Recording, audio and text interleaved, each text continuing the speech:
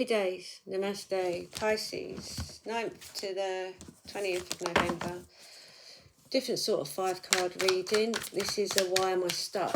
Now I've decided to do this after the lunar eclipse because we have been being called into being our authentic selves, and now this is pretty powerful stuff. It's been like, well, this is why you've been called, because now the changes are going to be taking place. Big changes. If it's really difficult right now, remember this is not a nervous breakdown, this is a rebirth. This is a rebirth. This is the old falling away. It's very, very difficult, but look at it as a positive because it's just a change and this is just a journey, you know. And so what's the idea about stuff? It's like, look at it with curiosity rather than with pain. All right, this isn't happening. What could I do differently? Not with a stress thing. Oh my God, I've got to do something differently. But with a like, oh, I wonder what good could come of that. You know, maybe that'll give me more time to do something else. Or maybe that new thing will, you know, enjoy. I'll enjoy it, you know. So why am I stuck? Why am I stuck? Daydream all of it. That's a really difficult one for me to understand on why you might be stuck.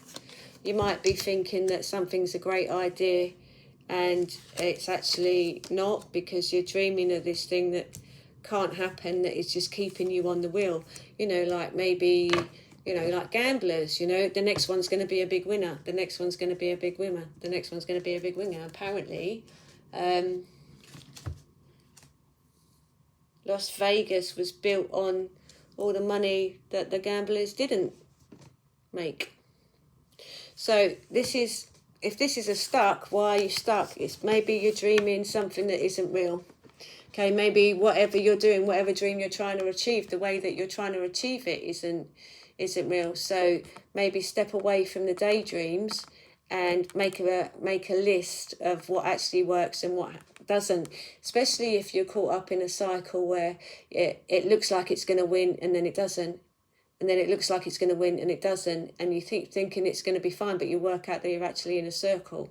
So maybe you need to change your daydreams. Okay, so maybe if you're just constantly dreaming really, really big and you're just trying to get to that and that's what's disappointing you, then maybe do the little dream, do the first little step of the dream, okay, of the change. So it's difficult to say, daydream all of it is why you're stuck, but if you're dreaming too much and you're not doing inspired action, or if you're dreaming, you know, if you're dreaming up a storm and going about it and it keeps falling short, then maybe you're not dreaming the right dream. So we have to work out why we're dreaming that. So what I've been saying to the rest of the zodiac signs basically is, whose success criteria are we dreaming for?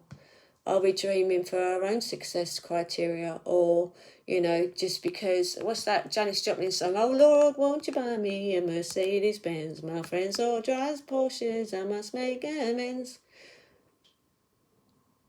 So she needs a Porsche because her friends have got Mercedes. Are we keeping up with the Joneses here? You know, so we're all different. We all got different things that we would like to do, and maybe we would just like the simple life. Maybe we don't want to go to work 5 times a day. 5, 6, 7 days a week to have status success. Maybe actually we could part-time it and have time success. You know, relationship success, where we've got time to put into our family and enjoy our families, or time to start a family, or time just to spend with people that we like, or do things that we like. So check your dreams. Check your dreams. Are they congruent with actually what's going on? There's an NLP thing that I remember doing, and it was basically this guy wanted to go and live, say, in Scotland.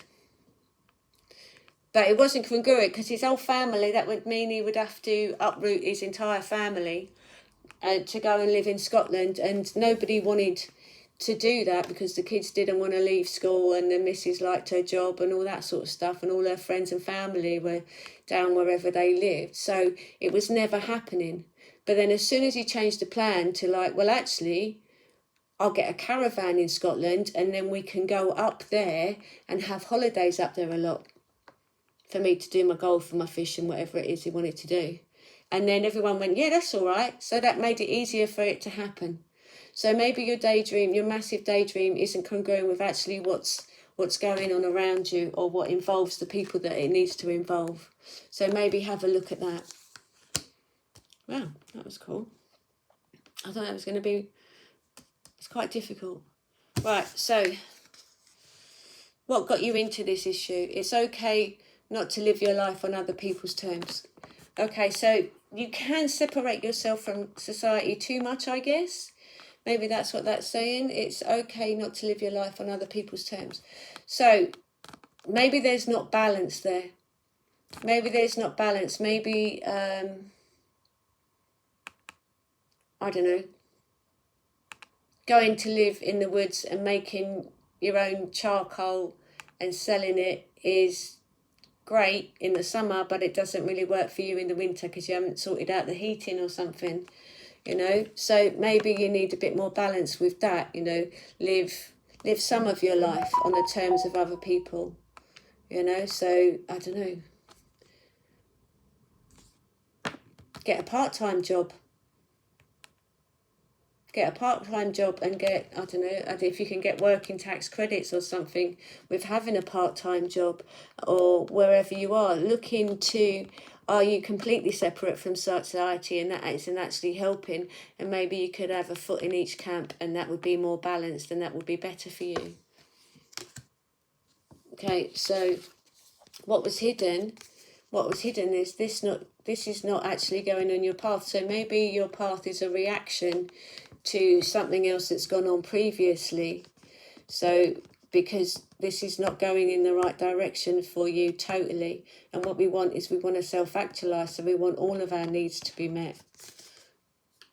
This is the way it should go with you focused on your own journey. And here you're not actually focused. Maybe you're losing focus out of disappointment because it isn't working out the way it is. So it just needs a reconfigure. You know, tweak. I was going to say a retweak. And I do believe that over the last few weeks, you need to tweak that. Make sure that you're not doing this because of other people. Make sure you're actually doing this because actually that's what you want to do. And it doesn't matter if you go to people, yeah, well, I changed my mind, because life is about change. If they say, oh, but you wouldn't do that, you just go, well, I'm doing it now. That was upside down. So this is the advice. Welcome the new. Welcome the change. Allow yourself the change. You don't have to go just because I've been doing this and this is who the society perceives that I am, that I have to stay that way. It's my journey. I can change when I want. Okay, so welcome the new. Think about the things that you could do that were slightly different, that would actually bring you what you needed to be happy. Because it is all about being on this journey and finding ourselves and our personal happiness. Okay, and then this is the outcome. Right, so the outcome is the fear.